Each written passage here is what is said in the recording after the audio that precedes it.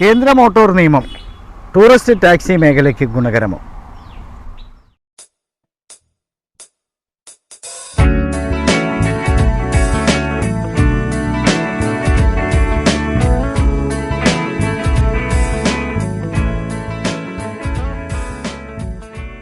Motor നിയമം tourist taxi മേഖലകൾ ഗുണകരമോ? ഇന്ന് നമ്മൾ പല തൊഴിലാളികളെയും കണ്ടു.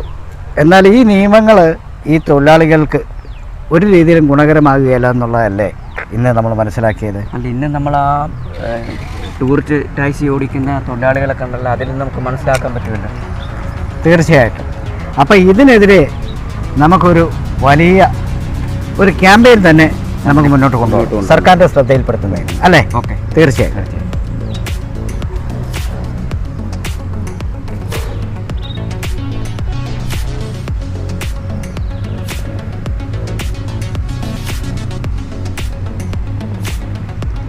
എല്ലാവർക്കും നമസ്കാരം. എൻ്റെ പേര് ഉണ്ണികൃഷ്ണൻ. ഞാനൊരു 38 വർഷമായിട്ട് ടൂറിസ്റ്റ് ടാക്സി മേഖലകളിൽ വാഹനം ഓടിച്ച് ഉപജീവനമാർഗ്ഗം നടത്തുന്ന ഒരു ഡ്രൈവറാണ്. ഇപ്പോൾ നമുക്ക് പറയാനുള്ള ചില കാര്യങ്ങളെന്ന് പറഞ്ഞാൽ, ഒന്ന്, ഇപ്പോൾ ഈ ടെസ്റ്റിങ്ങിനെ സംബന്ധിച്ചോളം പറയാം, വാഹനങ്ങളുടെ ടെസ്റ്റിങ്ങിന് അനാവശ്യമായിട്ടുള്ള നിയമങ്ങൾ ഉണ്ടാക്കിയിരിക്കുക. അതായത് എല്ലാ ടെസ്റ്റിങ്ങിനും സ്പീഡ് ഗവർണറുള്ള വാഹനങ്ങൾക്ക് കാലിബ്രേഷൻ സർട്ടിഫിക്കറ്റ്. ഈ കാലിബ്രേഷൻ സർട്ടിഫിക്കറ്റ് എന്ന് പറഞ്ഞാൽ, ഇപ്പോൾ ഉദാഹരണത്തിന് 10 സീറ്റ് താഴെയുള്ള വാഹനമാണ് ആണെങ്കിൽ ആ കാലിബ്രേഷൻ സർട്ടിഫിക്കറ്റ് എടുക്കാൻ തന്നെ ചുരുങ്ങിയത് ഏറ്റവും കുറഞ്ഞത് ഒരു 2500 രൂപ ഈടാക്കുന്നു കമ്പനിക്കാർ. ഓരോ കമ്പനിക്കാർ, ടാറ്റ, മഹീന്ദ്ര, ഇങ്ങനെയുള്ള ഓരോ കമ്പനിക്കാരുണ്ടല്ലോ, ആ കമ്പനിക്കാർ 2500 രൂപ വെച്ച് ഏകദേശം ഒരു 2500 രൂപ വെച്ച് ഈടാക്കുന്നുണ്ട് അവർ. ഒന്ന്. രണ്ടാമത് ഇതുപോലെ തന്നെ സ്പീഡ് ഗവർണറിൻ്റെ വിഷയം. ഈ സ്പീഡ് ഗവർണറിൻ്റെ വിഷയം 2 വർഷം കൂടുമ്പോൾ അടയ്ക്കുമ്പം ഏതാണ്ട് 5600 6000 രൂപയോളം വെറുതെ അടയ്ക്കേണ്ട ഒരു ഗതികേട്ടിലേക്ക് വരിക. ഇതെല്ലാം ടാക്സി മേഖലയെ സംബന്ധിച്ച് ഭയങ്കരമായിട്ടുള്ള പ്രശ്നങ്ങളുണ്ടാകുന്നു. ഞങ്ങളെപ്പോലുള്ളവർക്ക് ഉപജീവനമാർഗ്ഗം നടത്താൻ വലിയ തോതിലുള്ള ബുദ്ധിമുട്ട് അനുഭവിക്കുകയാണ്. അതോടൊപ്പം ഈ യൂബർ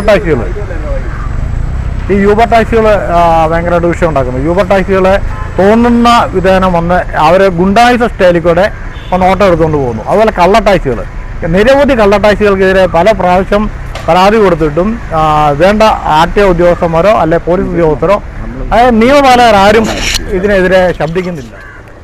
എല്ലാവർക്കും നമസ്കാരം. ഞാൻ കോട്ടയം റെയിൽവേ ടാക്സി സ്റ്റാൻഡിൽ വണ്ടി ഓടിക്കുന്ന ഒരാളാണ്. ഏകദേശം 25 വർഷമായിട്ട് ഈ ടാക്സി മേഖലയിൽ ജോലി ചെയ്യുന്നു. ഇപ്പോഴത്തെ സാഹചര്യം അനുസരിച്ച് നമുക്ക് ഒരു രീതിയിലും മുന്നോട്ട് പോകാൻ പറ്റാത്ത ഒരു സാഹചര്യമാണ്. ഗവൺമെൻറ്റിൻ്റെ ഭാഗത്താണേലും മോട്ടോർ വെഹിക്കിൾ ഡിപ്പാർട്ട്മെൻറ്റിൻ്റെ ഭാഗത്തു നിന്നാണേലും അങ്ങനെ ഓരോ മേഖലയിൽ നിന്നും വളരെയധികം ബുദ്ധിമുട്ടുകളാണ് അനുഭവിക്കുന്നത്. ടാക്സ് വർദ്ധിപ്പിക്കുന്നു, ഇൻഷുറൻസ് വർദ്ധിപ്പിക്കുന്നു, അതുമായിട്ട് ബന്ധപ്പെട്ട് ടെസ്റ്റ് ഫീസ് വർദ്ധിപ്പിക്കുന്നു. അങ്ങനെ ഓരോ രീതിയിലും അനുദിനം വളരെയധികം ചിലവുകളാണ് നമുക്കുണ്ടായിക്കൊണ്ടിരിക്കുന്നത്. അതനുസരിച്ചുള്ള കൂലി വർധനയോ അങ്ങനെയുള്ള കാര്യങ്ങളൊന്നും നമുക്കുണ്ടാകുന്നില്ല.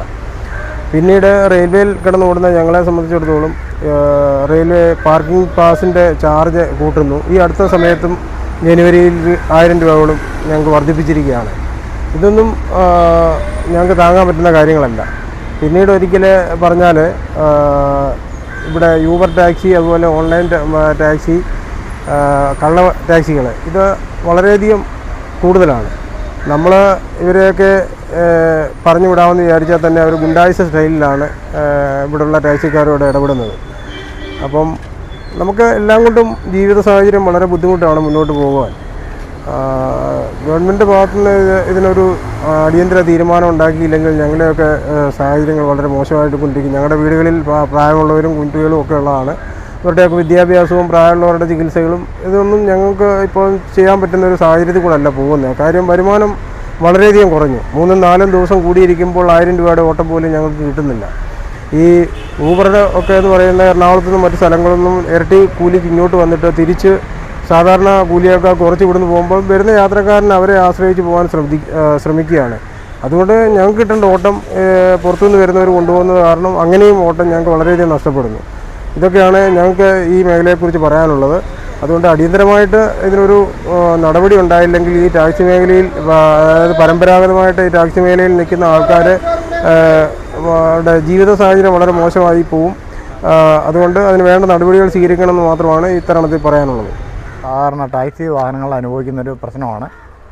പൊതുമേഖലാ സ്ഥാപനങ്ങൾ, കേന്ദ്രമാണെങ്കിലും സംസ്ഥാനത്തിൻ്റെ ആണെങ്കിലും പൊതുമേഖലാ സ്ഥാപനങ്ങളിൽ നേരത്തെ കോൺട്രാക്ടർ അല്ലെങ്കിൽ ടാക്സി വാഹനങ്ങൾക്ക് മാത്രമേ വ്യവസായമായിട്ട് ഓട്ടം പിടിക്കാൻ പറ്റുള്ളായിരുന്നു. അതായത് ഒരു മാസത്തേക്ക് ഇത്ര രൂപ വെച്ച് ഒരു കോൺട്രാക്ട് വ്യവസ്ഥയിൽ വാടകയ്ക്ക് ഒരു വർഷത്തേക്ക് ഓടുന്നതിന് നേരത്തെ ടാക്സി വാഹനങ്ങൾക്ക് പറ്റുള്ളായിരുന്നു. ഇപ്പോൾ ഇത് കേരള സർക്കാർ പ്രൈവറ്റ് വാഹനങ്ങൾക്ക് KCB പോലുള്ള പൊതുമേഖലാ സ്ഥാപനങ്ങളിൽ ഓടിക്കാം അല്ലെ വാഹനം ഓടാം എന്നുള്ളൊരു വ്യവസ്ഥ ഉണ്ടാക്കിയിരിക്കുക. ഇതുപോലെ തന്നെ ടാക്സി വാഹനങ്ങൾക്ക് വേറൊരു പ്രശ്നം അനുഭവപ്പെടുന്നത് ഇലക്ഷൻ സമയത്ത് വരുമ്പോഴുള്ള പ്രശ്നമാണ്. അത് ഓരോ വാഹനങ്ങൾക്ക് ഓരോ രാഷ്ട്രീയ പാർട്ടിക്കാർ അനൗൺസ്മെൻറ്റ് വാഹനങ്ങൾ എടുക്കുന്നുണ്ട്. ഈ അനൗൺസ്മെൻറ്റ് വാഹനങ്ങൾ എടുക്കുന്ന ഒട്ടുമുക്കാലും പ്രൈവറ്റ് വാഹനങ്ങളെയാണ് ആശ്രയിക്കുന്നത്. കാരണം ഒട്ടുമുക്കാലും നേതാക്കന്മാരുടെയും അല്ലെ അവരുടെ സപ്പോർട്ടോടുകൂടി ഉള്ള പ്രൈവറ്റ് വാഹനങ്ങൾക്ക് ഇത് കൊടുക്കുമ്പോൾ ഈ പറഞ്ഞ പോലെ തന്നെ ടാക്സ് അടച്ച് ഉപജീവനമാർഗ്ഗം നടത്തുന്ന ടാക്സി ജീവനക്കാരെ സംബന്ധിച്ചോളം വളരെയധികം ബുദ്ധിമുട്ടുന്നു. അപ്പോൾ ഇത്തരത്തിലുള്ള നടപടികളെല്ലാം ഗവൺമെൻറ് പുനഃപരിശോധിച്ച് വേണ്ട സംവിധാനം ഒരുക്കണമെന്ന് അപേക്ഷിക്കുന്നു.